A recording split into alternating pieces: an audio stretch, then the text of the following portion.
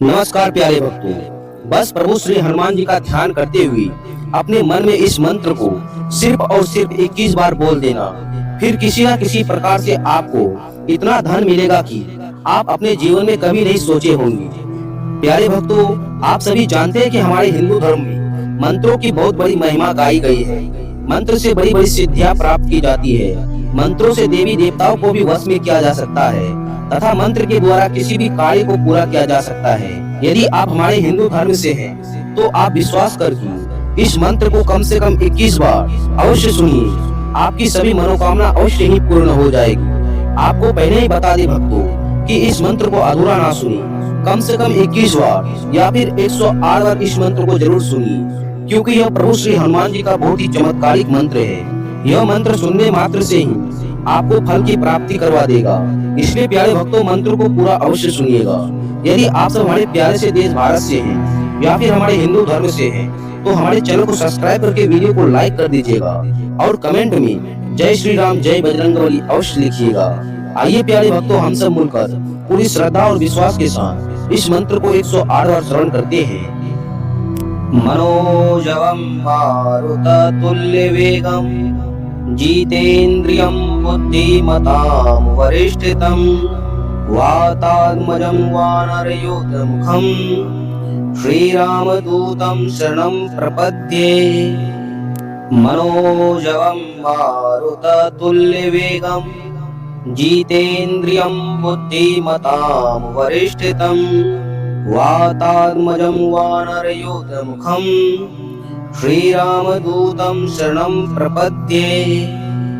मनोजवं मारुततुल्यवेगं जितेन्द्रियं बुद्धिमतां वरिष्ठितं वातात्मजं वानरयूथमुखं श्रीरामदूतं शरणं प्रपद्ये। मनोजवं मारुततुल्यवेगं जितेन्द्रियं बुद्धिमतां वरिष्ठितं वातात्मजं वानरयूथमुखं श्रीरामदूतं शरणं प्रपद्ये। मनोजवं मारुततुल्यवेगं जितेन्द्रियं बुद्धिमतां वरिष्ठितं वातात्मजं वानरयूथमुखं श्रीरामदूतं शरणं प्रपद्ये। मनोजवं मारुततुल्यवेगं जितेन्द्रियं बुद्धिमतां वरिष्ठितं वातात्मजं वानरयूथमुखं श्रीरामदूतं शरणं प्रपद्ये।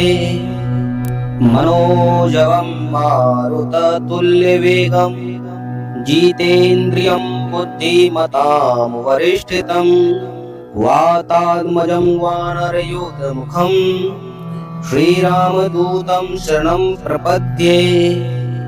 मनोजवं मारुततुल्यवेगं जितेन्द्रियं बुद्धिमतां वरिष्ठितं वातात्मजं वानरयूथमुखं श्रीरामदूतं शरणं प्रपद्ये। मनोजवं मारुततुल्यवेगं जितेन्द्रियं बुद्धिमतां वरिष्ठितं वातात्मजं वानरयूथमुखं श्रीरामदूतं शरणं प्रपद्ये। मनोजवं मारुततुल्यवेगं जितेन्द्रियं बुद्धिमतां वरिष्ठितं वातात्मजं वानरयूथमुखं श्रीरामदूतं शरणं प्रपद्ये। मनोजवं मारुततुल्यवेगं जितेन्द्रियं बुद्धिमतां वरिष्ठितं वातात्मजं वानरयूथमुखं श्रीरामदूतं शरणं प्रपद्ये। मनोजवं मारुततुल्यवेगं जितेन्द्रियं बुद्धिमतां वरिष्ठितं वातात्मजं वानरयूथमुखं श्रीरामदूतं शरणं प्रपद्ये। मनोजवं मारुततुल्यवेगं जितेन्द्रियं बुद्धिमतां वरिष्ठितं वातात्मजं वानरयूथमुखं श्रीरामदूतं शरणं प्रपद्ये। मनोजवं मारुततुल्यवेगं जितेन्द्रियं बुद्धिमतां वरिष्ठितं वातात्मजं वानरयूथमुखं श्रीरामदूतं शरणं प्रपद्ये। मनोजवं मारुततुल्यवेगं जितेन्द्रियं बुद्धिमतां वरिष्ठितं वातात्मजं वानरयूथमुखं श्रीरामदूतं शरणं प्रपद्ये। मनोजवं मारुततुल्यवेगं जितेन्द्रियं बुद्धिमतां वरिष्ठितं वातात्मजं वानरयूथमुखं श्रीरामदूतं शरणं प्रपद्ये।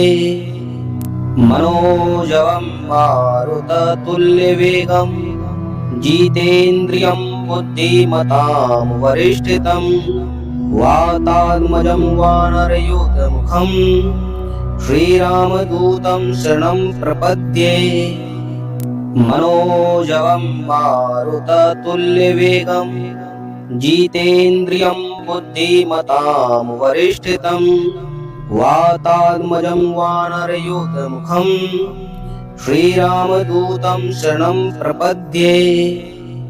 मनोजवं मारुततुल्यवेगं जितेन्द्रियं बुद्धिमतां वरिष्ठितं वातात्मजं वानरयूथमुखं श्रीरामदूतं शरणं प्रपद्ये। मनोजवं मारुततुल्यवेगं जितेन्द्रियं बुद्धिमतां वरिष्ठितं वातात्मजं वानरयूथमुखं श्रीरामदूतं शरणं प्रपद्ये। मनोजवं मारुततुल्यवेगं